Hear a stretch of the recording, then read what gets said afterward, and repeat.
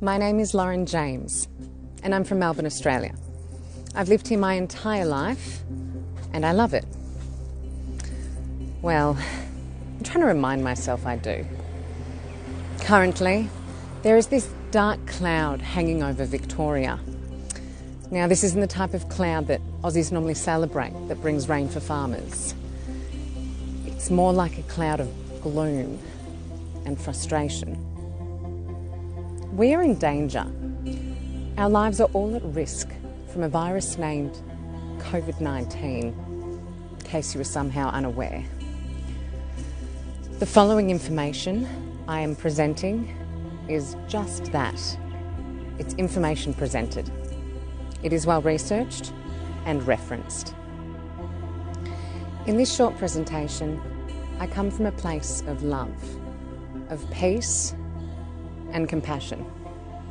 The aim of this video is to offer you information to assist you on your own journey of awareness. I believe that you, that we all have the ability to open our minds and make decisions for ourselves. We are born with such a greater intelligence than what we are allowed to voice. It feels that these politicians, people, figures that control the news platforms, the social media authorities that silence anything spoken out of line with the agenda. It's like they really believe that we aren't that smart. When we operate only from our ego or fear, when you are right and I'm wrong, simple logic is replaced with righteousness. We are expanding the gap that's creating our division. Staying apart, it's not keeping us together. It's fueling conflict, feeding anger and fear. My daughter. Stop. Please. I just want one pack. No, not one pack. Between January and March the 28th this year, 44,000 doctor-certified deaths were registered in Australia. It's a lot of deaths, right? Well, between March 10th and August 19th this year, the total number of Australian COVID-related deaths was 525. In 2017, the Australian Bureau of Statistics noted a really bad flu season, and not to bore you with facts, I promise I'll get over that, but 1,255 people passed away. That was from the flu, not pneumonia. In other words, people die. They will continue to die from both preventable, lifestyle and age-related illnesses. Now, what I've just said, it may be hard to hear. We are naturally conditioned to fear death, but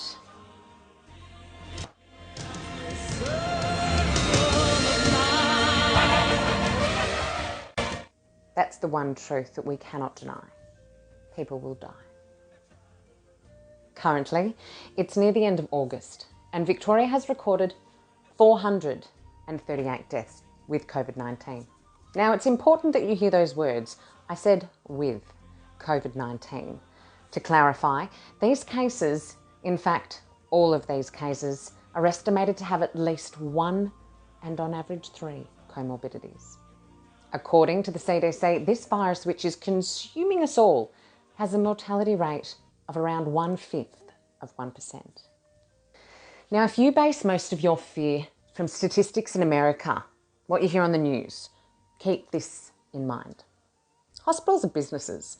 There are large financial incentives for positive diagnosis, as well as treatments provided to COVID-19 cases.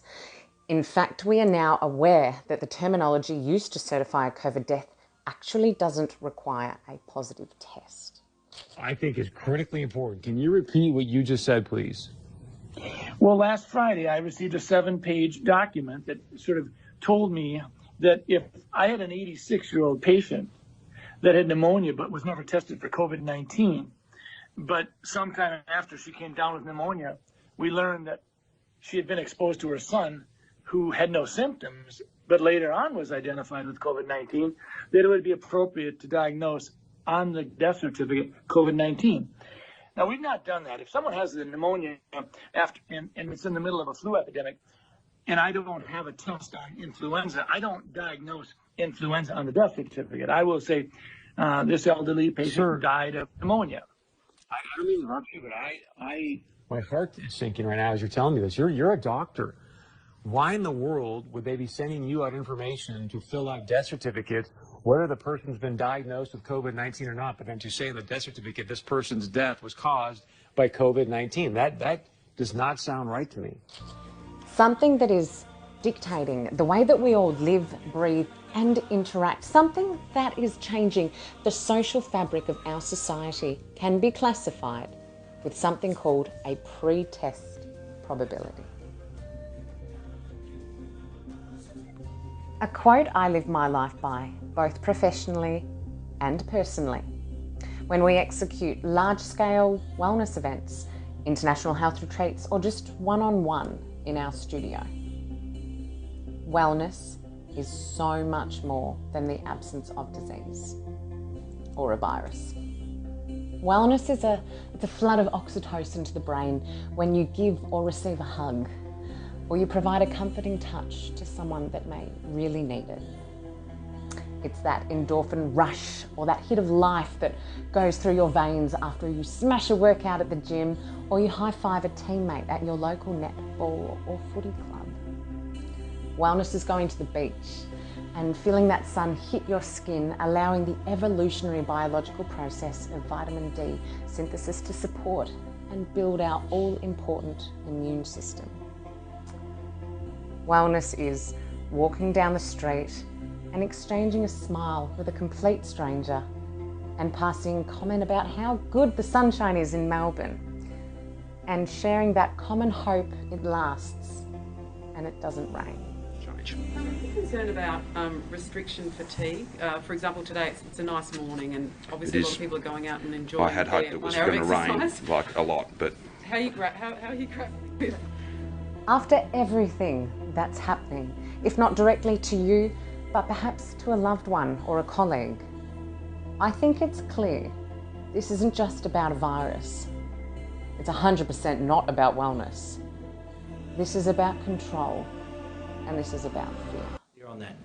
In the last week, we've seen a trend, an emergence, if you like, of groups of people, small groups, but nonetheless concerning groups who classify themselves as sovereign citizens, whatever that might mean.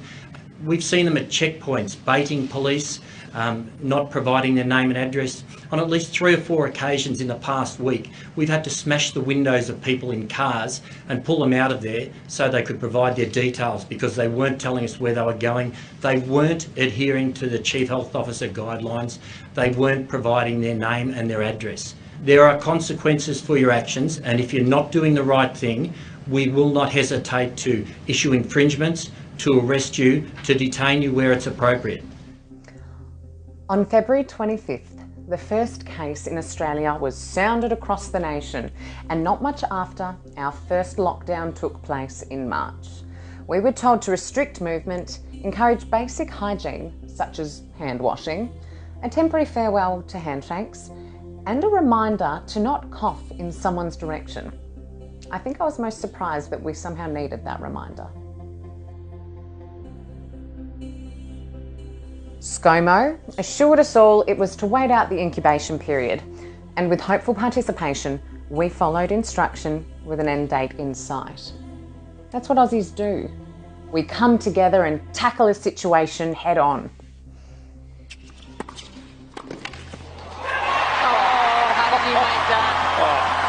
Had no right to make that one, let alone get his... With the announcement of additional cases, we progressed to further restrictions, with the almost now forgotten slogan, "We must flatten the curve." This was to preserve hospital capacity in fear of overwhelming the system. Got a big booty, big booty, what you got a big booty, big booty, what you got a big booty. Furthermore, there was cancellation to all elective surgeries and appointments like cancer screenings, which now have created their own set of dire health issues. In the peak of Victoria's cases, on Wednesday the 5th of August, There were 725 positive tests reported, 538 hospitalisations and 15 deaths, all between the ages of 70 to 90 years old. I understand that the increase in hospitalisations has, at least in part, been due to the number of people that have been moved from aged care facilities into hospital. And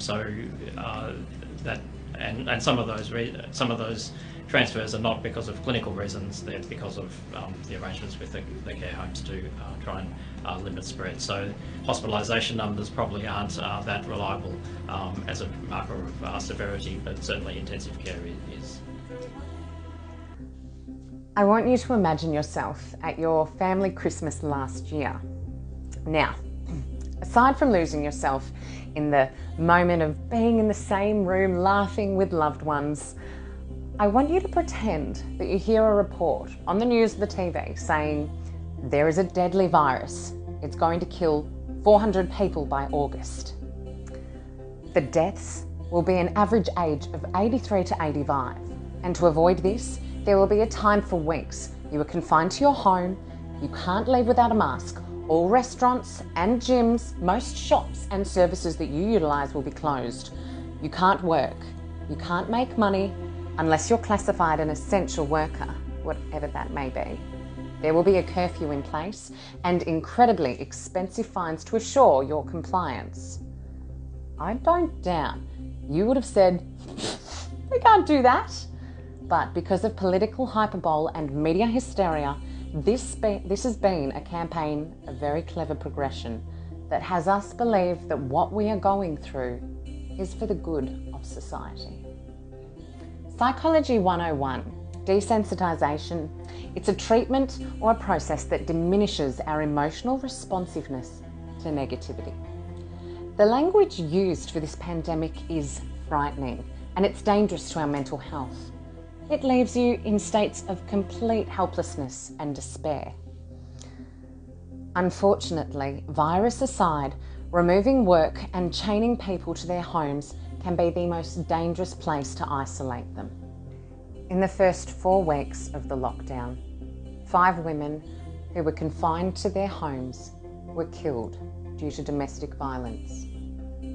The number of attempted suicides has skyrocketed, and although there are no definitive numbers published yet, the figures discussed of young, hard-working families being absolutely destroyed, children traumatised, unable to learn at school and socialise with their friends, an absolutely integral part of building their own immunity and psychological development. Yes, we have to protect the elderly, but should that come at a cost of dramatically affecting the lives of all others? In March this year, Lifeline received 90,000 calls for help, making a record for their 52-year history. That is 1 call every 30 seconds of March. In the time you watch this video, close to 48 people, maybe 50, would have called. Imagine the ones that didn't. Isolation really is the perfect paradox. Social distancing and self-isolate to prevent infection, yet loneliness makes us both mentally and physically unwell. You tune into any mainstream media, pick up any newspaper, and you can see how these platforms have to push for ratings. They need to dramatise, to tug at the heartstrings of the viewers, with reports another 95-year-old has passed away with coronavirus. Question: are we trying to prevent death entirely now? What's upsetting isn't just about a 95-year-old passing away. 95 years should be celebrated. What is upsetting is how heartbreaking and criminal it would be that they couldn't have said goodbye to their loved ones properly.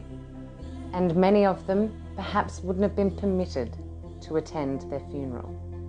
Our Premier, unlike the media, doesn't need to dramatise for ratings. There's only one of him.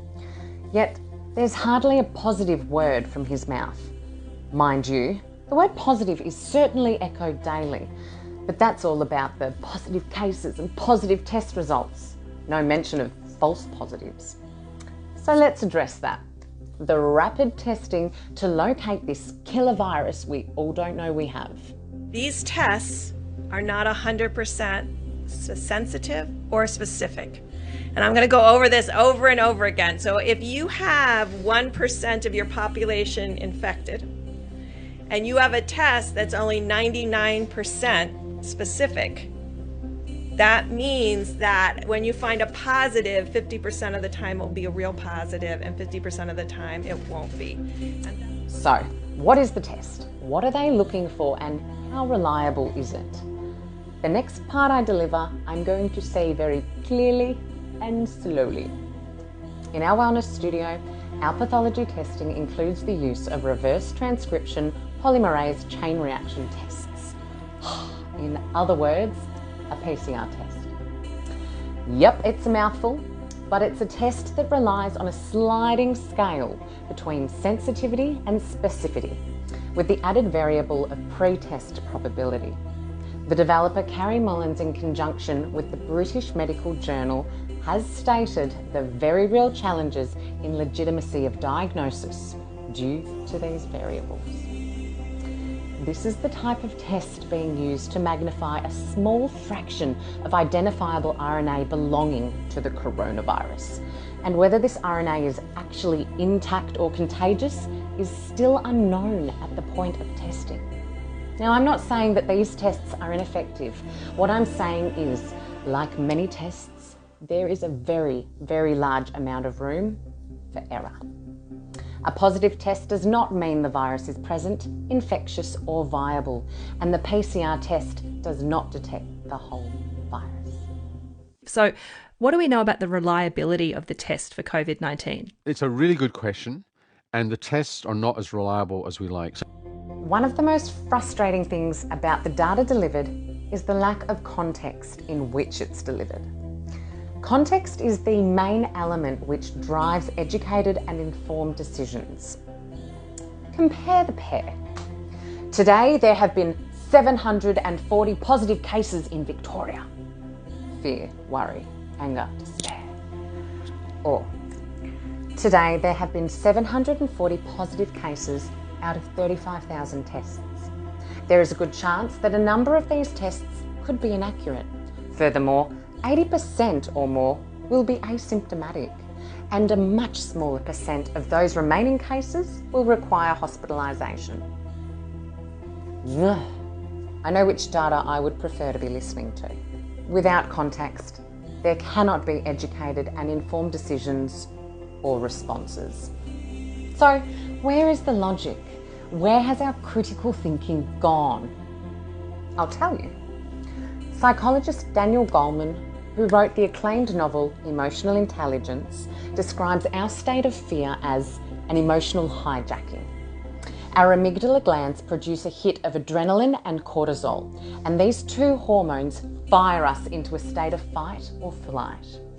When these activate, as a way to conserve all our other mental energies, our frontal cortex shuts down. This is where we produce rational and critical thinking. Think about an argument that you've ever had. When it's over and all the adrenaline and that fluster wears off, you start reflecting and going, oh my God, I forgot to say that. You even start questioning everything that the other person said. That's your rational thinking returning. Conspiracy theories, or perhaps an inconvenient truth. Do your own research. Read both sides of an argument or opinion. Question, inquire. Most importantly, as adults, you have to decide for yourself rather than presume that the very few sources you listen to are factual and not funded by an agenda. And, well, these agendas, much higher than my pay grade. Every week that we are in lockdown, the cost to our taxpayer and economy is estimated above $1.4 billion. Wouldn't that kind of funding be absolutely incredible to build permanent infrastructure to handle this coronavirus outbreak, or at least take care of those most vulnerable, the elderly and immune compromised? Man, I actually feel so heartless even stating the economic cost, because obviously you can't put a figure on lives. If only people were to realise the economic downturn the effect it has on lives and the quality of life, I think we would all be looking at these lockdowns much more critically.